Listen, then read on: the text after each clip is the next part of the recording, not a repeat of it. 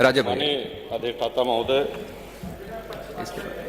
अरे कोई पक्षपात नहीं। वंदे मातरम पे चर्चा स्वीकार करके माननीय अध्यक्ष जी ने जो ऐतिहासिक काम किया है, इसका हम सभी लोग उनके प्रति आभार व्यक्त करते हैं, आभारी हैं। कुछ चीजें ऐसी हैं जो खुल के सामने आनी चाहिए। वंदे मातरम का महत्व, मेरे पहले माननीय अधिष्ठाता जी, कई माननीय विद्वान सदस्य बोल चुके हैं। मेरा प्रयास रहेगा कि उनकी बातों को दोहराया न जाए।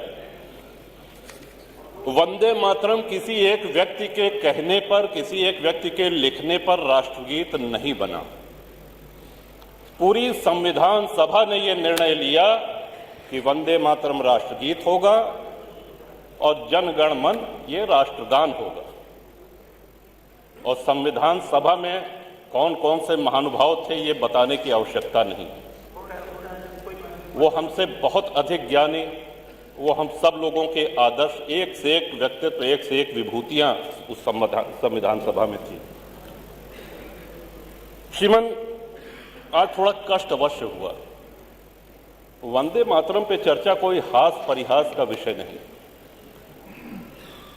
वंदे मातरम सभी के लिए पूज्य है, सभी के लिए सर्वमान्य है, ऐसा हम लोग मान करके चल रहे थे। और जो लोग वंदे मातरम का गान करके फांसी पे चढ़ गए, बंकिम बाबू ने बंगाल में लिखा, लेकिन ये पूरे भारत में व्याप्त हुआ। श्रीमान, खुदीराम बोस जी का जन्म हुआ बंगाल में मिदनापुर में, और उनको फांसी पे चढ़ाया गया मुजफ्फरपुर बिहार में। अंतिम शब्द उनके वंदे मातरम थे। मदन लाल धींगरा अमृतसर पंजाब में जन्म हुआ, लंदन में उनको फांसी पे चढ़ाया गया, उनका अंतिम शब्द वंदे मातरम था। पंडित राम प्रसाद बिस्मिल जी शाहजहांपुर में जन्म हुआ, उनको फांसी पे चढ़ाया गया गोरखपुर में। वंदे मातरम अंतिम शब्द थे जो उनके श्रीमुख से निकले। ये कहने का उद्देश्य हमारा ये है कि वंदे मातरम की सार्वभौमिकता, सर्वव्यापकता, इस पे कोई प्रश्न चिन्ह तब नहीं लगा जब हमारा देश सबसे एक बहुत बड़े महासंकट से गुजर रहा था।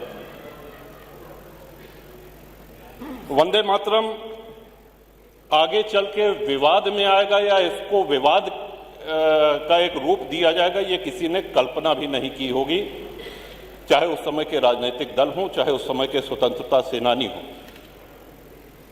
वंदे मातरम किसी धर्म, किसी मजहब के विरोध में नहीं है।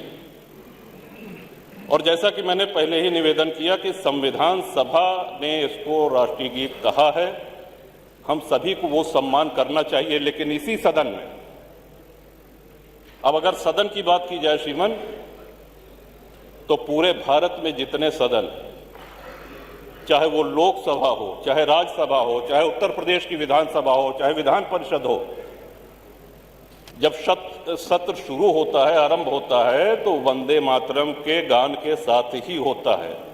ये इसकी सर्वव्यापकता है। लेकिन क्या इसी सदन में कुछ ऐसे सदस्य नहीं हैं जो उस समय मौन रह जाते हैं? क्या ऐसे सदस्य नहीं है जो वंदे मातरम का गान होता है यहां न बैठ करके लॉबी में बैठे रहते हैं? सीसीटीवी में सब है, ये कोई काल्पनिक बातें नहीं। आज जो चर्चा हो रही है, वैदिक काल से श्रीमन हमने अपने राष्ट्र को मां माना है, मातृभूमि कहा है। विश्व में अनेक देश हैं, हर जगह देशभक्त हैं, वो अपने अपने राष्ट्र के प्रति, अपने देश के प्रति आस्था रखते हैं। लेकिन मां स्वरूप ये हम लोगों ने कहीं नहीं सुना कि जापान माता की जय, या ताइवान माता की जय, या अमेरिका माता की जय। ये भारत माता की जय, ये सिर्फ भारत में होता है, क्योंकि हमने आदिकाल से, अनादिकाल से मां का स्वरूप दिया और उसी मां ने हम सब लोगों का पालन पोषण भी किया।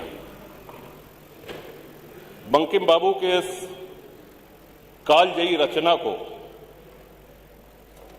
पूरे भारत में स्वतंत्रता सेनानियों ने अपनाया, इतना लोकप्रिय हुआ, तब जाकर के इसको राष्ट्रगीत के रूप में संविधान सभा ने मान्यता दी। श्रीमान,